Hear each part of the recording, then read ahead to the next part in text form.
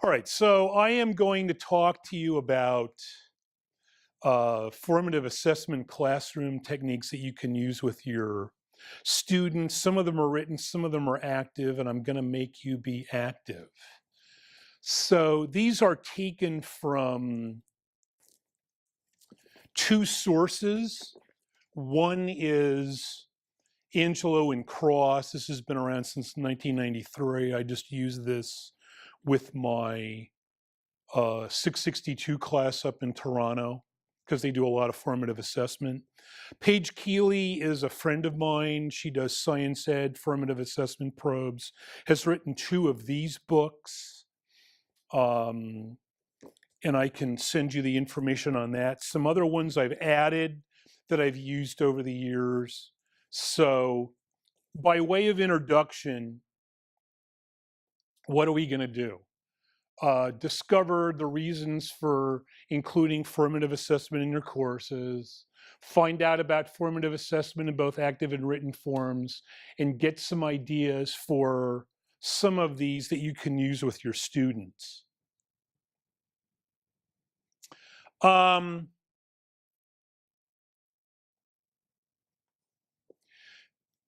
You want to know what your students know, and that's going to be my introduction. You want some insight on student strengths and conceptual errors. You want to know what they know before you go into a concept.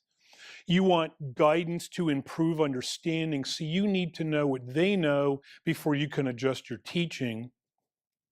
It's a means of monitoring progress that looks like a pre-post test usually.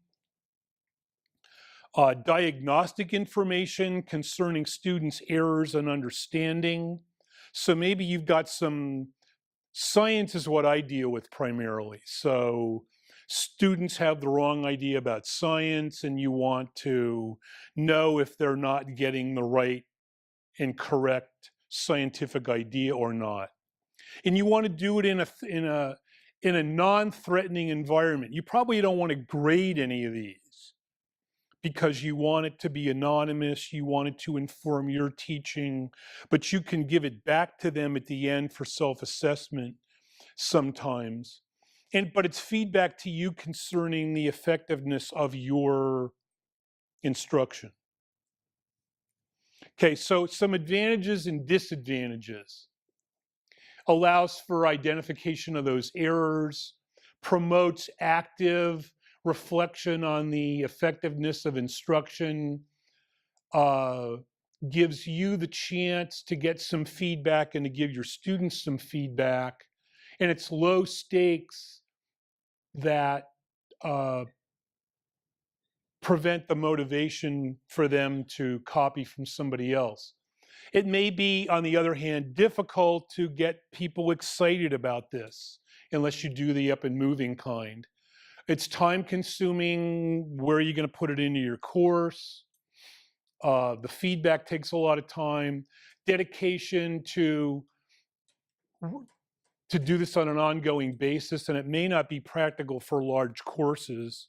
Luckily, the size of courses that we teach, it's just about right. So why do you need to know what your students know? One of the most important factors in student learning is not the activities, but what your students already know. What is their prior knowledge? And that prior knowledge can identify misconceptions or incomplete understandings. From a practical standpoint, if you find that most of your students have familiarity with a topic, you can skip something and move on. So that's the value of knowing what they know. Maybe you have to do a brief review or not. So what should these do? They should directly relate to learning objectives. So what I was doing in Toronto was having my community college instructors, they had never done backwards design before. So they matched their formative assessments with their learning objectives and then planned their instruction based on their results. They're short and informal.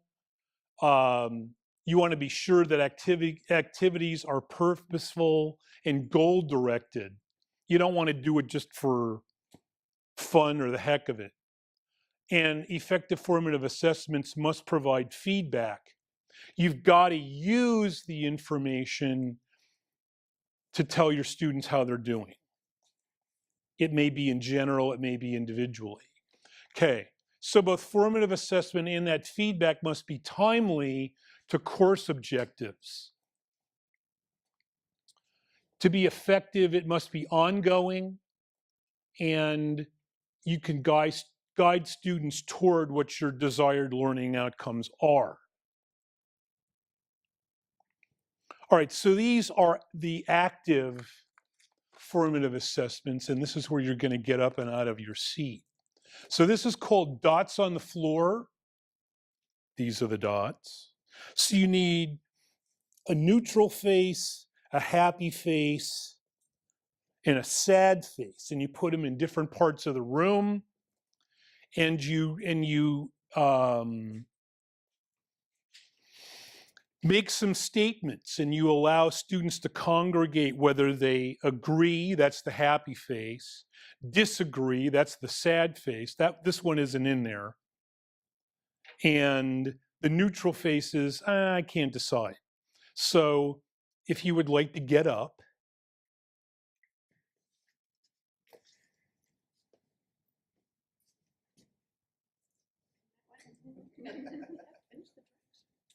you're going to edit that part out too, hopefully, and the commentary that goes with it. All right, so if I made a statement to you like this program was for all ages, yes, by the way.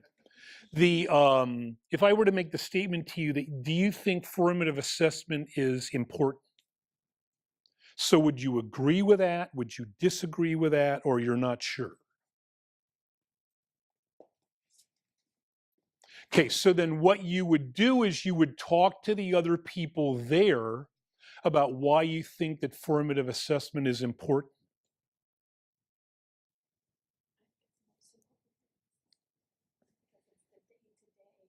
How are they doing? Are they getting them? Teaching? I think unless you have to do a summative assessment, there's no reason for it, and you should give the formative assessment. Okay, so then if I hadn't heard your entire conversation, you would have people pair up and you would just debrief the different reasons about why they agree or disagree with that. So my next statement is, I don't have time for formative assessment.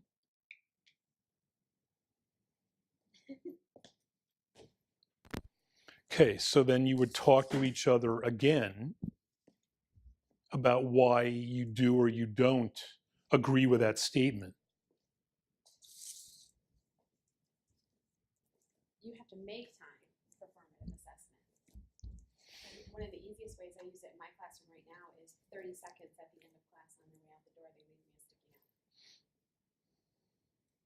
I always give students opportunity to revise their work and resubmit it until they meet the objectives. And if there is no external pressures on me for not doing that, I'm going to keep doing that. And that's a formative assessment. Then my assessment is essentially formative. And I think it depends on your approach. If you believe in a mastery approach, yeah, and you want them to get, I mean, with what we're doing in teacher ed, that's probably what we're shooting for. So you want them to get some idea of what they're doing, and they may not be able to do it completely the first time, but then they learn from their, and I think that's an important lesson for a teacher to learn, is it's okay for students to learn from their mistakes or their failures. And they have to have that attitude, otherwise they may not learn as much. Well, and so that's when real learning happens too, is when I'm allowed to learn from my mistakes. But how many times in today's environment, K-12 I'm talking about, are people not allowed to do that? So, I mean, maybe this is a good soft landing way to do it, right? Okay, so I think you get the idea of this. So the materials are fairly simple. And what I would do is I would address, if my topic were formative assessment, I would debrief what I did with my students. You get a variety of opinions. You probably have somebody on every dot, and you get some idea of where your class stands on something. Mhm. So you could do this with just about anything. Mhm. Okay? All right, my next one, don't go anywhere. Oh, don't. This is the active part of the program. All right, the same thing in a slightly different way of doing it. This is called a thought swap. So you would get two lines of students that would be opposite one another. One would be in the A line, one would be in the B line. So face each other. Natalia can be the A line, Christina can be the B line. All right, so the idea is, imagine you've got a whole bunch of students going that way. So then I would read you a statement such as, I believe in a mastery way of teaching because I'm teaching future teachers. So then the A person would go first and say why they agree with that, and then you would go, and then I'll show you what to do at that point. So sure, I believe in a mastery form of teaching in my class. I believe students should be given multiple opportunities to master learning objectives. And I agree with it because in teacher education, if we want them to teach future children, they have to master what we're giving them. Okay, so then each pair would do that. And then if I felt like it was dying down, I would put my hand on their shoulder, you would put your hand on their shoulder, and it would go on down the line, and that would mean that I would want them to stop. So then what would happen in the A line, which would be Natalia's line, would be that the student at the end would come all the way down to the beginning. You would stay where you are, and everybody would bump down one, and they would get a new partner, and you would do the same thing 2 or 3 times, but you would have a bunch of statements prepared so that they could hear the opinions of several different people. Okay? So it's really almost the same thing, but you can do it with your whole class. But I think variety is good. I think, so you don't want to do dots on the floor all the time. You don't want to do thought swap all the time. You just want to vary it up a little bit. Okay? The idea of this is that you ask students beforehand in order to get them to keep track of what everybody says. What they're collecting really is data on your point.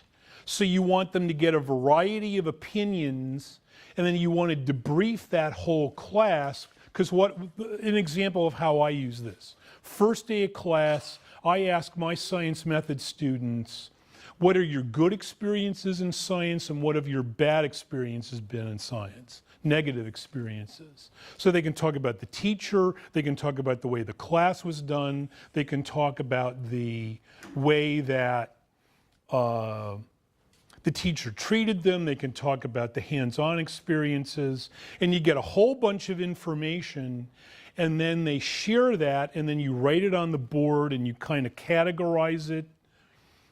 You could almost make a concept map out of it to kind of get a class profile. And then you can talk about what you're going to do in your class that's going to push the positive points and mitigate the negative points as far as what their science instruction is going to look like. Okay, this next one is called evidence circles. And here you do have a handout. It looks like this.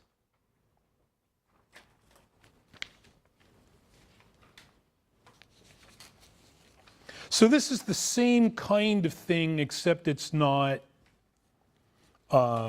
active. The parameters for this are you should do it in small groups, and you have a couple of statements here. These happen to be about moon phases, which is one thing that I do in my methods class, because they do a moon blog, and I want to know, after a couple of weeks of observations is when I do this. So they've had some prior experience. So you've done something hands-on, you've done a lecture, you've done an activity, you've done an assignment, and you want them to get some notion of how other people feel. Because they're not going to be able to get they think that their ideas are private. They think they're the only ones that think something. So the point of all of these is that they make their ideas public, and they find out that their ideas are not isolated, and they find out that how other people think about the same thing. So what I would like the three of you to do is get together, and I want you to talk about each of the statements. So you've got explanation 1 and explanation 2. So the way you do this is somebody reads the statement and you fill it out individually. So you allow students this page, which is the next one. And so you've got two statements. The Earth's shadow covers part of the moon, and you either circle agree or disagree. And then you write your evidence for that explanation. So then you do the second one individually, and you write agree or disagree, and you write your evidence for why you feel that way. So why don't you take a minute and do that? Agreement circles is kind of the same thing that we did. This is an active learning.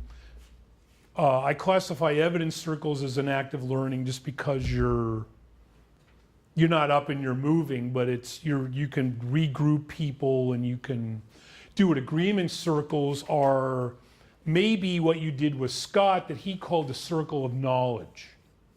So you have everybody stand in a circle. I'm not going to actually do this one with you, but then you read a statement, and those that agree step into the center of the circle and face everybody else.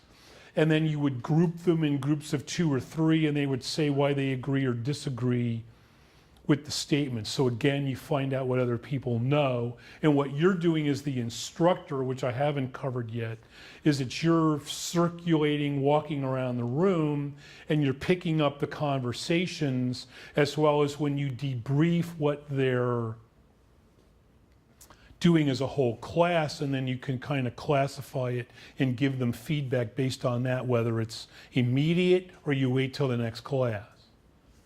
So maybe you want to summarize what it is, and they would actually hand those in, and you wouldn't grade them, you would just find out what they knew.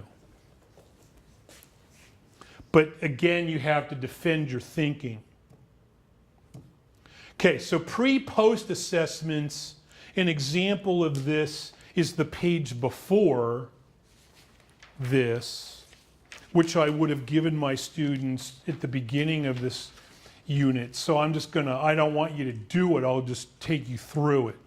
So you want a place for them to provide an explanation of which picture is wrong. So it would be A or B, and then they would have to explain that. Then you've got some multiple choice questions like the one on the bottom, and then you turn the page over and you've got 2 more sets of pictures, but it really ends up to be a multiple choice question. Why do you see an eclipse of the sun? What's going on with those 3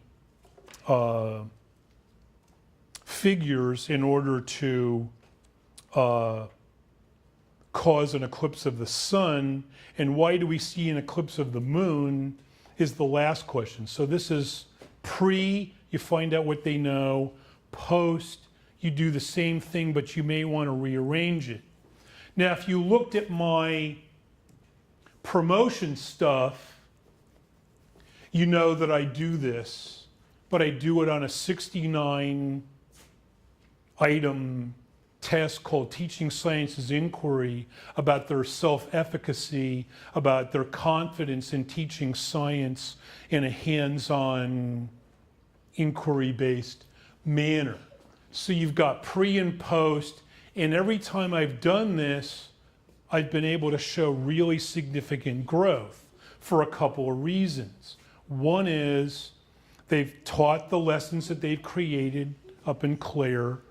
They've created integrated units, so Bill and Scott and I are working together for them to create these 4 lessons, and the value of having actually taught them and the way that we've modeled it in class all accounts for the gain scores.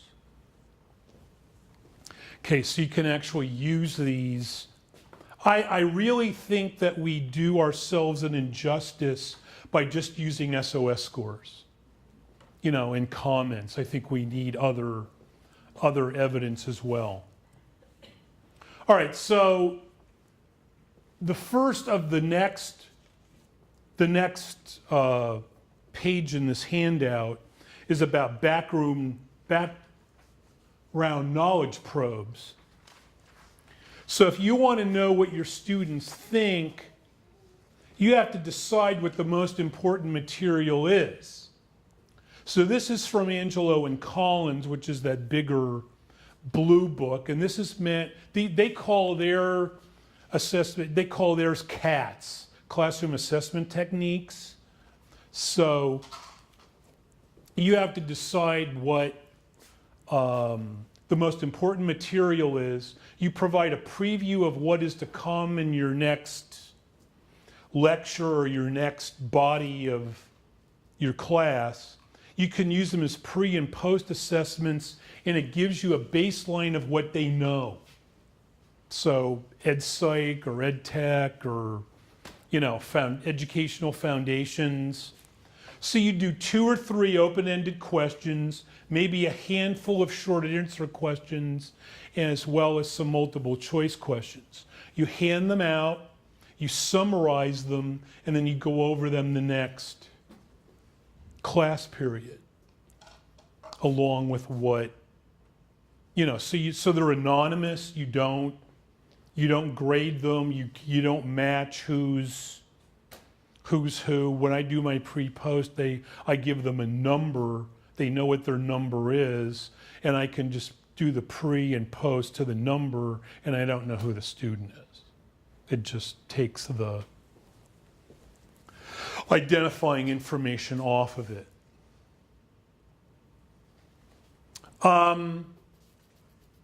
In a similar vein, the next one is called the misconception preconception check. The greatest obstacle in learning is not their lack of knowledge, it's the existence of prior knowledge that's incorrect.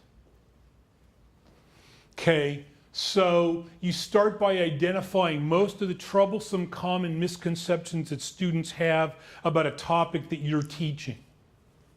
And then you create a simple questionnaire, something that's quick or that you've got enough time for, 5 minutes, 10 minutes, whatever, and they circle the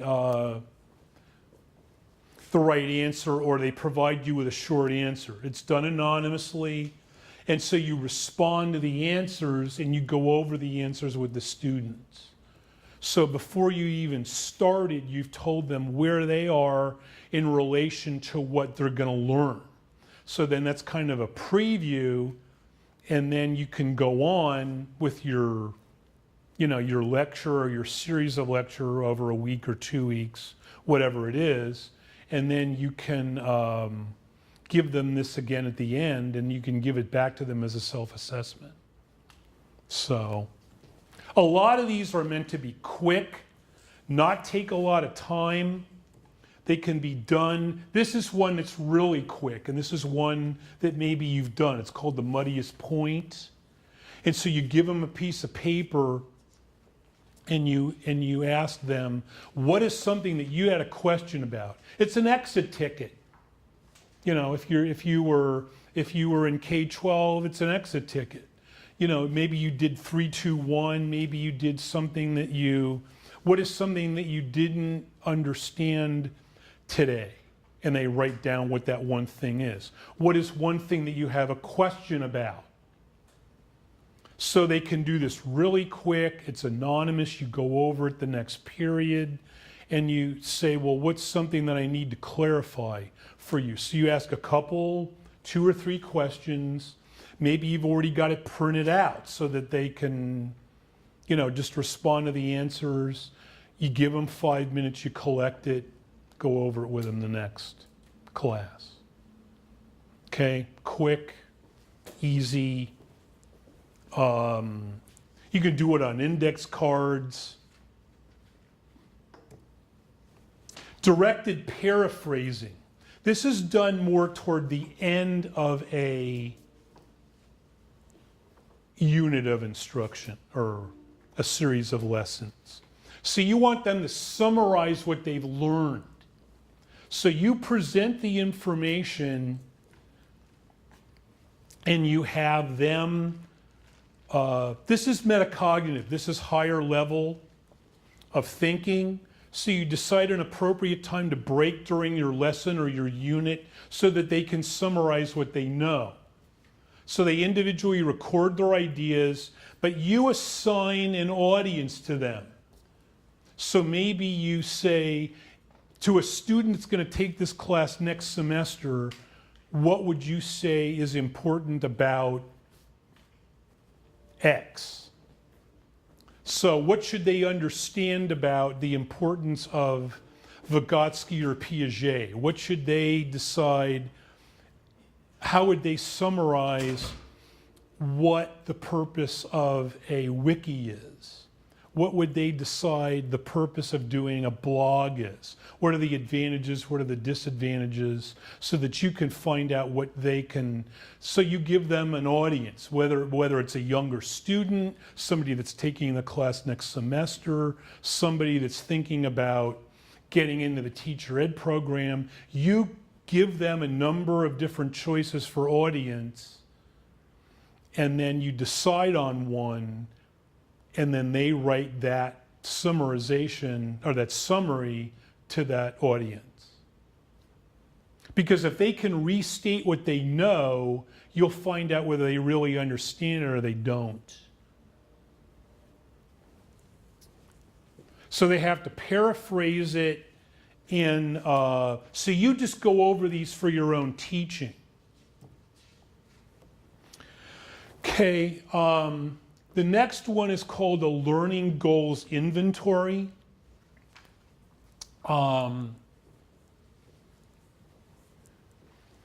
Students are asked to inventory the extent to which they feel they have prior knowledge about a learning goal. So they identify the goals from a unit of instruction that you've put on a piece of paper. You create an inventory on one goal. You give time for the students to fill it out. You place the goals on a chart or something to refer to, and then you can record when you have met or when you're talking about that goal. So you give it back to them and they can use it as self-assessment. Did they really learn? Did they increase their understanding about something? So maybe you give it to them as a Likert scale. And you say, well, I know about this. And you can strongly disagree to strongly agree or anywhere in between, and they can move on the steps of that. Okay, you may have heard of a minute paper. That's also one of these cats.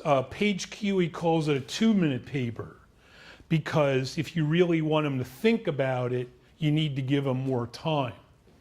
But you give them a half sheet of paper, you give them an index card, you write 2 questions on the board that you want students to respond to.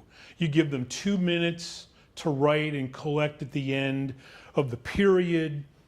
one of my Toronto students said, well, could you do this a little before that during a break so that somebody just doesn't walk out without doing it?